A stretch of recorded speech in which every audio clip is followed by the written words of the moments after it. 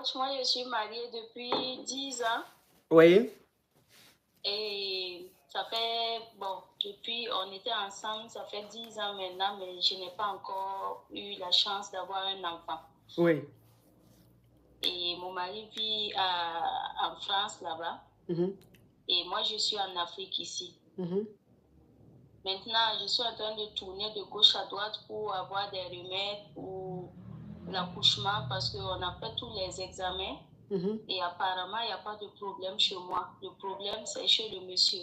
Mais il ne veut pas accepter que c'est lui le problème, en fait. À chaque fois quand on veut parler, il met la faute sur moi et il est tranquille, quoi. Maintenant, il y a quelques jours, j'ai appris qu'il rentre et c'est pour épouser une autre. Hein?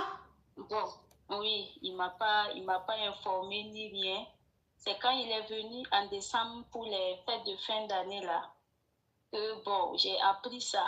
Mes belles sœurs qui ont parlé et moi j'ai appris. Maintenant, moi aussi, je l'ai pas affronté, je ne lui ai rien dit. Je suis restée là en attendant que lui, il vienne me dire quoi. Oui. Mais jusque-là, il m'a pas encore dit quelque chose. Mais j'ai des amis qui sont avec lui là-bas et c'est avec eux qu'il a parlé que bon, lui, il rentre en Afrique et c'est pour se marier, pour prendre une seconde épouse. Oui. Donc, moi, j'ai demandé à ma soeur de faire des enquêtes pour voir la fille, là, c'est qui et qui. Et dans les enquêtes, là, ma petite soeur est venue me dire que la fille, là, même, c'est une qui avait déjà été avec un homme et ça n'a pas matché. Oui. Et de ce quoi, même, elle a déjà un enfant, je crois. Hein? Et mon mari vient pour se marier et jusque-là, il ne m'a rien dit. Je ne suis pas au courant. La belle famille, tout le monde est au courant. Je suis la seule à qui il ne veut pas dire la vie, il ne veut pas me dire. Et on est ensemble 10 ans maintenant. Quand il était là, en Afrique, il me donnait tout. Depuis qu'il est en Europe, il ne me donne plus rien. Je suis là, c'est moi, je fais toutes mes dépenses seule. Il ne veut rien entendre. Ah bah, ok, attends ma chérie, je vais récapituler. Attends. Ève Blanche, s'il te plaît. Tu comprends? Je ne te connais pas, hein, mais tu es sur mon live. Non, attends ma chérie, je parle à une qui a écrit un commentaire sur YouTube ici, je vais lui répondre. Ève Blanche, je ne te connais pas, hein, mais tu es sur mon live. Le commentaire que tu as mis là, il ne faut plus remettre ça sur mon live. Tu as compris? Les débats sur religion, débats sur affaires de Dieu, là. Moi, on ne fait pas ça dans mon live. Tu comprends? Parce que moi, quand je suis en live, là, j'ai toutes les communautés qui me suivent.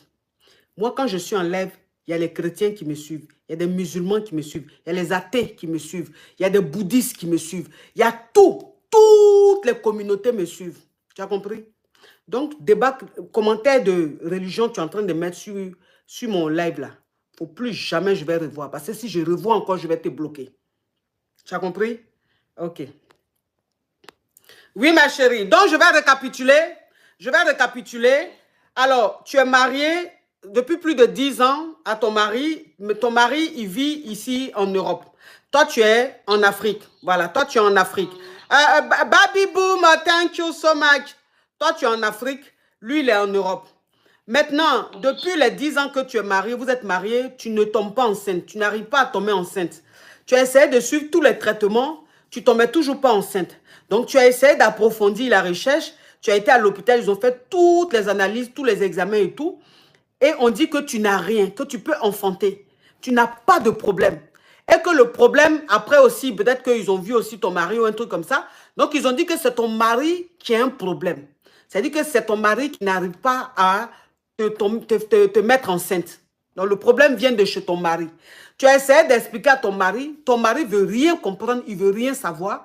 Il dit que lui n'a pas de problème pour enceinte femme, que c'est toi qui as le problème.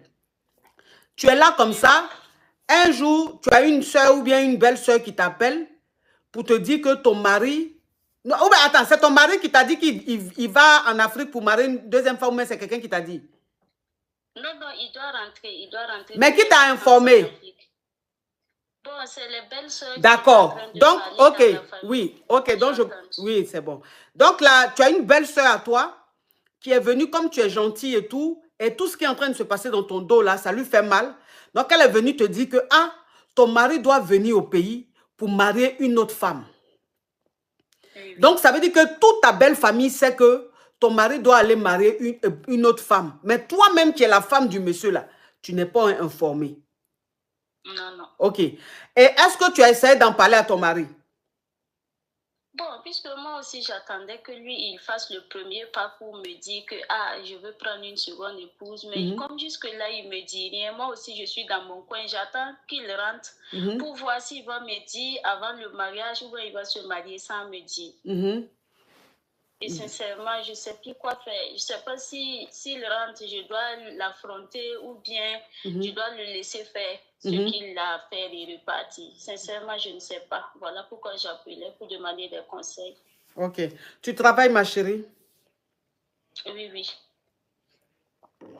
Ok. Alors, il faut te concentrer sur ton travail. Le mariage que vous avez fait, c'est quel mariage? C'est coutumier ou bien c'est à la mairie?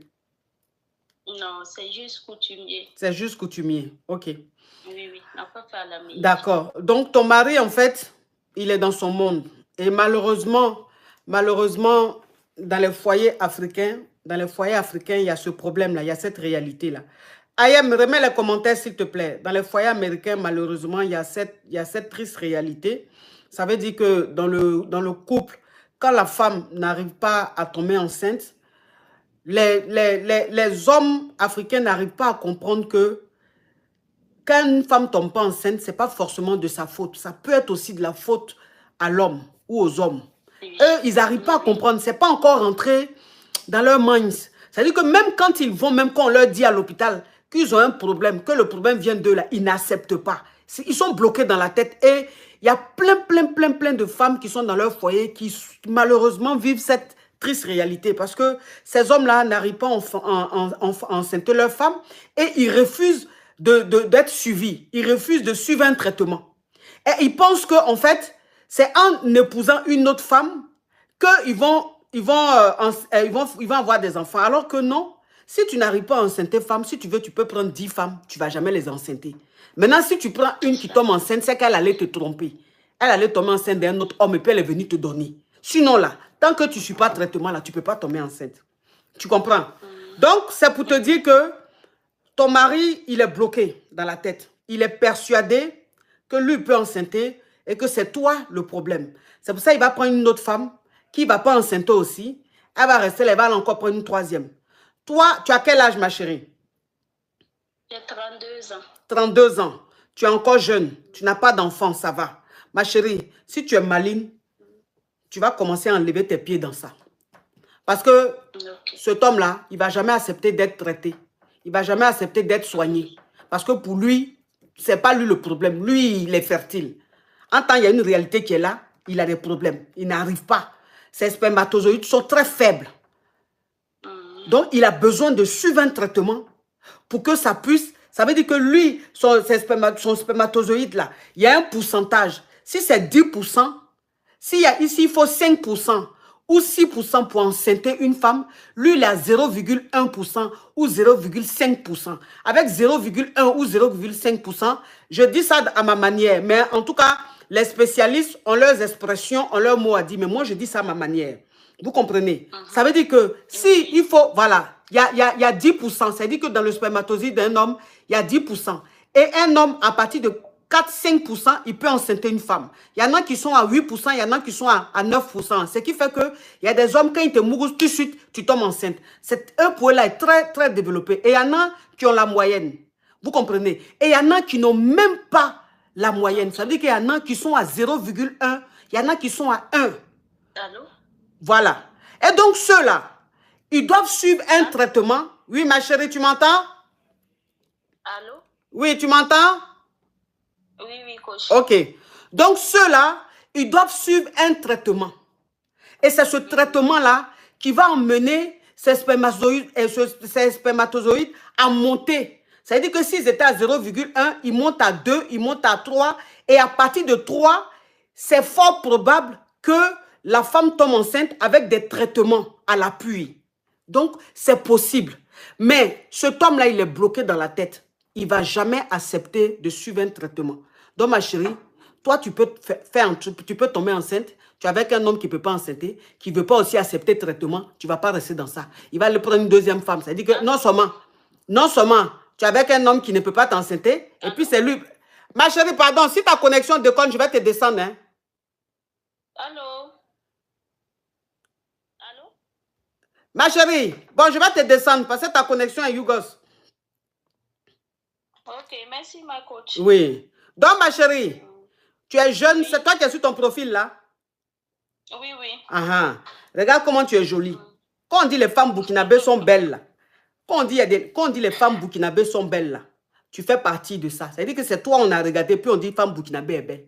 Moi, je suis allée au Burkina, ma bouche est restée ouverte tellement que les femmes burkinabées sont belles. Elles sont d'une beauté. Elles sont les femmes burkinabées sont sérieusement belles. C'est-à-dire qu'elles ont une beauté, quand tu regardes, tu te dis, mais leur beauté là sort d'où? Elles sont d'une beauté, mais extraordinaire. Donc, de la manière les femmes burkinabées sont jolies, c'est comme ça que tu es jolie. Tu ne vas pas te mettre avec un homme qui est bloqué, fermé dans la tête, et puis tu vas vieillir sans faire enfant. À cause de quoi? Il faut gagner temps. Tu vas te marier à quelqu'un d'autre, tu vas faire tes enfants. Allô?